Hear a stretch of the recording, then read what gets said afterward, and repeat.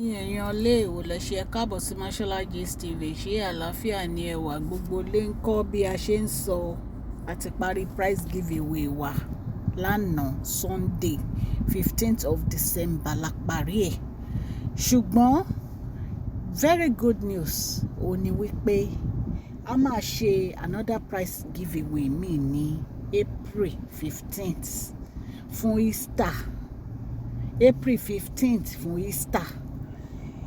Àwọn èèyàn kan náà dìde iná ní àwọn like program wa lórí Mashola Gist TV nítorí à ń ṣe prize giveaway, a dẹ̀ tún ṣe charity wípé so nítorí èyí àwọn máa support prize giveaway tá a fẹ́ ṣe ní April next year 2025 ní April 15th. So ẹ̀yin èèyàn lé ẹ gbáradì o, ẹ máa gbáradì, and kí lẹ fi lè qualify torí wọ́n ní èèyàn 15 làwọn máa mú. Wọ́n ní àwọn máa wo bẹ́ẹ̀ ṣe ń comment, bí ẹ ṣe ń connect mọ́ Mashola Gist TV àti gbogbo ìpè tá a bá post gist bóyá ẹ̀ ń tẹ̀lé wa pẹ̀lú gist yín. Ọlọ́run á máa ran gbogbo wa lọ́wọ́. Gbogbo ẹ̀yin tí a fún ní ẹ̀bùn kékeré ẹ má bínú, lágbára Ọlọ́run tó bá di next year a máa ṣe jù bẹ́ẹ̀ lọ. Gist tèmi bí a ṣe gbọ́ ó yà wá lẹ́nu o. Nǹkan tó dé tí àǹtí wa tó ń sunkún ìgbèrè kiri lórí ọ̀rọ̀ tibítibí, kí ló dé? Ọmọ yóò obìnrin lọ́kọ ẹ̀ máa ń fi sílẹ̀ fọ́dún kan nínú ilé náà tó jẹ́ pé ọkọ wọn á travel àbí tó jẹ́ pé iṣẹ́ àti àwọn nǹkan kò ní jẹ́ kí ọkọ wọn rí ààyè fún wọn. Wọ́n ní kò síbi tí àǹtí wò dé tán. Wọ́n ní kò síbi tí àǹtí wò dé tán lórí ọ̀rọ̀ kìíní. Wọ́n tiẹ̀ tún náà ń threaten kábíyèsí pé àwọn máa wá sí Royal Mansion. Ọlọ́run. Okay, ńgbà tó bá lọ sí Royal Mansion kí ló fẹ́ lọ ṣe ní Royal Mansion tí wọ́n bá jẹ́ kó wọlé? Èmi ò mọ why táwọn obìnrin mi tán máa ń rí dínkù lára wọn. Ó máa lọ sí Royal Mansion, ó máa lọ dúró sí Royal Mansion, kí ló fẹ́ lọ máa ṣe ń bẹ̀? Tí wọ́n bá jẹ́ kó wọlé ṣó fẹ́ kẹ́rù ẹ̀ sẹ́nu ọ̀nà ni àtàwọn ọmọ. Tẹ́ bá ń sọ̀rọ̀ ẹ máa rorí náà. Ó fẹ́ lọ sí Royal Mansion.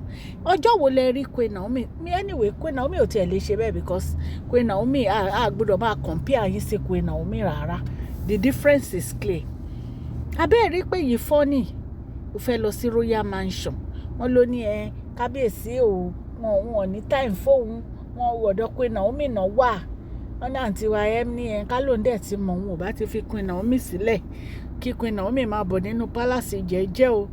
Àtìgbà táwọn ti fi Queen Naomi sílẹ̀ ní Queen Naomi ò ti ráyè, ní kábíyèsí ò ti ráyè tàwọn nítorí Queen Naomi ò wá sínú palace. Kábíyèsí ti abandon àwọn. Kì í ṣọ̀rọ̀ pé kábíyèsí abandon yín, kábíyèsí sá fún yín ni because ẹ fi kábíyèsí lọ́kàn balẹ̀. Kábíyèsí ẹ fẹ́ kọ́ ní hypertension lọ́mọ kékeré ara wọn. Ẹ̀yin èèyàn lé abẹ́ máa gbọ́. Ẹ wá ní kábíyèsí lára. Recently náà la gbọ́ pé wọ́n ṣe anniversary 1 year pẹ̀lú àwọn olórí. Wọ́n ní àwọn àǹtí wa méjèèjì wọ́n ń tira wọn.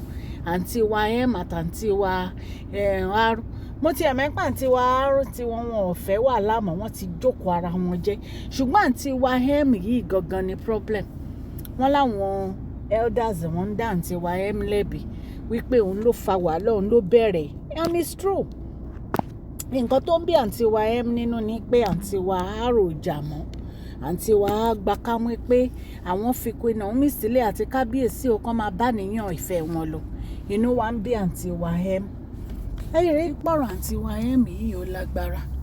Ó lọ sọ́dọ̀ parọ́pọ̀, ló ń sọ fún parọ́pọ̀ pé ìwọ ti support Queen Naomi àti kábíyèsí kan pé Queen Naomi kan wá bá yín settle gbogbo wàhálà àti ìjà tẹ́ ń jà. Irọ́ dẹ̀ ni. Nǹkan tó sọ nìyẹn, ṣùgbọ́n kò dénú ẹ, gbogbo ìwà tó ń wù kò dénú ẹ rárá. Kò dénú ẹ rárá. So àfi kí Ọlọ́run Elédùmarè ọba láàánú kó ṣàánú kábíyèsí lórí ọ̀rọ̀ àwọn olórí yìí.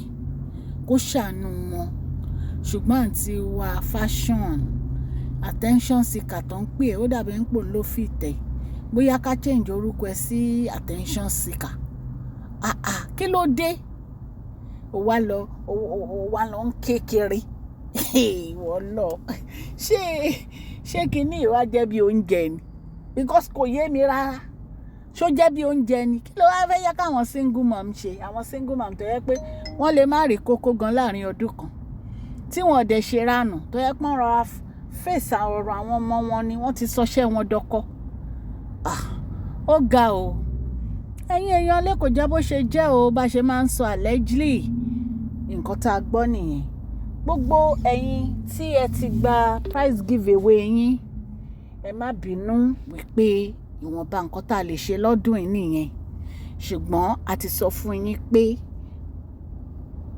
another one ó máa dé ní agbára Ọlọ́run, a máa mú wá fún yín ní April 15th. A dúpẹ́ fún àwọn tó fẹ́ ṣe àánú yìí fún wa láti support Mashola Gist TV. A dúpẹ́ Ọlọ́run Elédùmarè á support ẹ̀yin náà o, ẹ máa ráàánú gbà ó ní gbogbo ọ̀nà o. Kò jẹ́ bó ṣe jẹ́ ẹ̀yin èèyàn mi, orúkọ mi ní Mashola Yorùbá ni à ń sọ lórí ìkànnì yìí.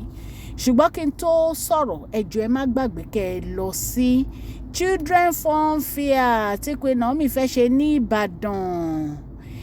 Scholarship ẹ̀bùn oríṣiríṣi jàǹkànjàǹkàn ló wà fún gbogbo yín àti ìyá àti ọmọ o, ẹ má gbàgbé.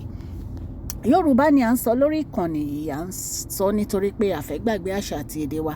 À ń sọ̀rọ̀ nípa celebrity gist, royal gist, politics àti gbogbo nǹkan tó ń ṣẹlẹ̀ ní agbègbè orílẹ̀-èdè bàbá wa ní ilẹ̀ Nàìjíríà. Tẹ́ bá ti subscribe ẹ tẹ notification bell yín. Lọ́dọ̀ tá a bá ti post any gist ẹ máa rí òkè ní ọlá yín á máa lọ. Ẹ má gbàgbé kẹ́ fún fídíò yìí ní thumbs up o. Mashola Gist TV love you all. Please share this video, like and subscribe. God bless you all.